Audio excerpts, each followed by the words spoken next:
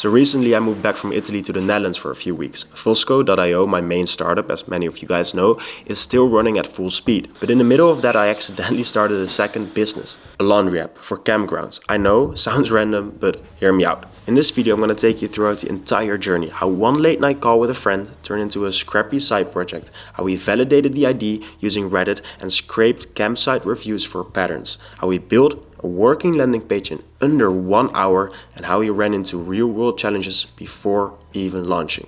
And trust me, this won't be one of those I built this in 7 days and made 10k stories. It's going to be real, kind of messy, and hopefully helpful if you're building something yourself. We'll break down how to validate weird IDs fast using free tools, how we got 20k views from one Reddit post, why shared laundry is more important than it seems, and how I'm building this MVP while still running Volsco in the background. So yeah, another week, another mini startup, but this time with a twist. Before we get started, let me explain to you the ID. About a week ago, I was on a casual call with a friend, someone who is just ridiculously good at building stuff. We were talking about travel, camping, weird startup ideas, and somehow we landed on shared laundry at campgrounds.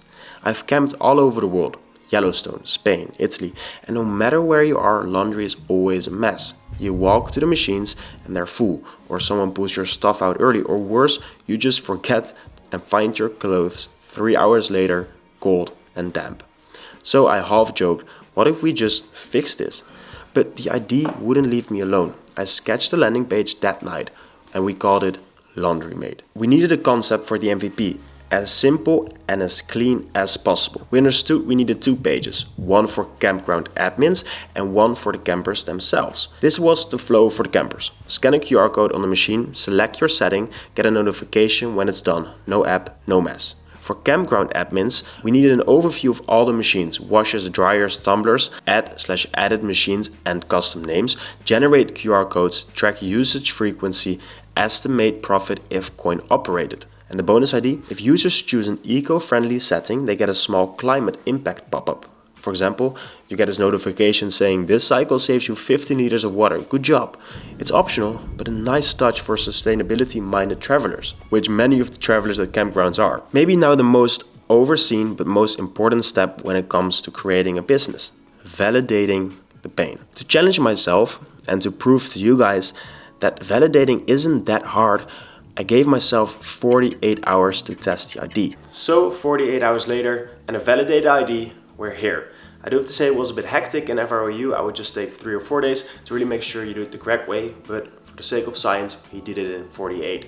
Before I'm going to share with you the results on our research, I'm going to explain how we came to the results that we call validation. 2 simple methods. First of all, a landing page. We use a no-code platform like Lovable.dev to create a landing page that was able to collect leads within 1 hour. It didn't take us any time, and it was actually free with the first 5 free credits we could use.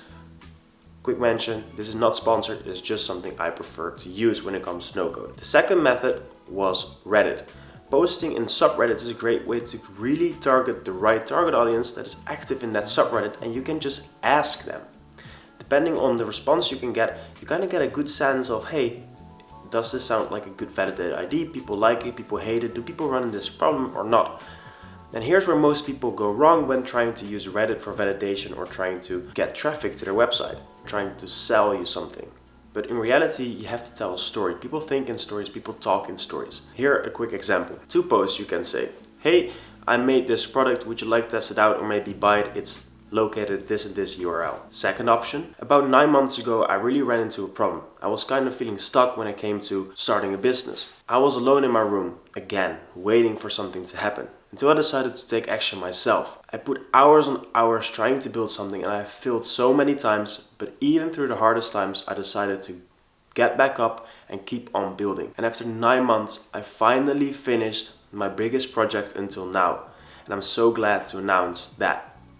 You see which you resonate way more with? It's a story-based thing, so write your Reddit post in stories instead of marketing. And now the results, with 3 posts, we generated more than 30 genuine comments, more than 20,000 views, and most importantly, we validated the ID based on the comments and people arguing in the comments about how it sucked to wait, that they were reading a book while they're waiting, that you cannot leave your laundry ever alone because otherwise it gets stolen, and it just really pointed out the pain point we were trying to solve. So yeah, the pain was real. This wasn't just me being picky.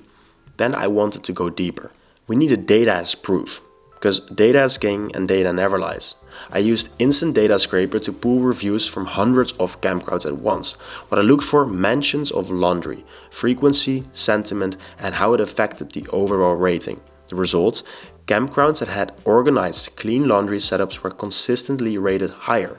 On the flip side, bad laundry experiences were often the only thing dragging a campground's rating down.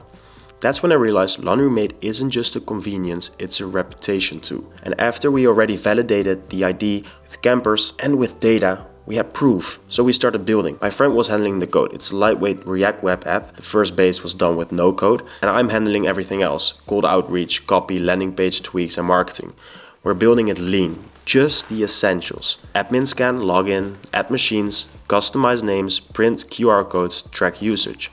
Campers just scan the QR code, pick a cycle, drop their coins in if needed, and wait for a notification. That's it. We're adding just enough personality. A little climate nudge here, a clean UX there to make it feel good to use. But it wasn't just all roses and sunshine. We quickly ran into our first obstacle, because we wanted to find campgrounds to test it with. So I scraped campgrounds listings in the US, especially near national parks, and there definitely were some roadblocks.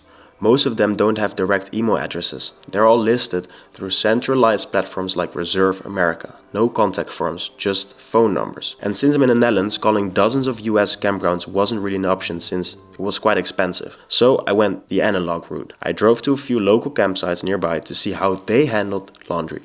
Some were super clean, some had random Sharpie written signs on the machines, and one had no signage at all, just a washer in a shed with a slot for coins. That confirmed it for me. There's no standard, no structure, and definitely no tag. But the main goal of our business was, of course, to make some money.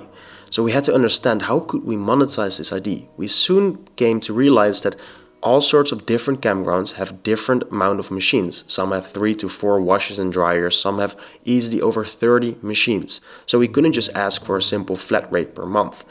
Came up with this pricing model: X dollars per machine per month.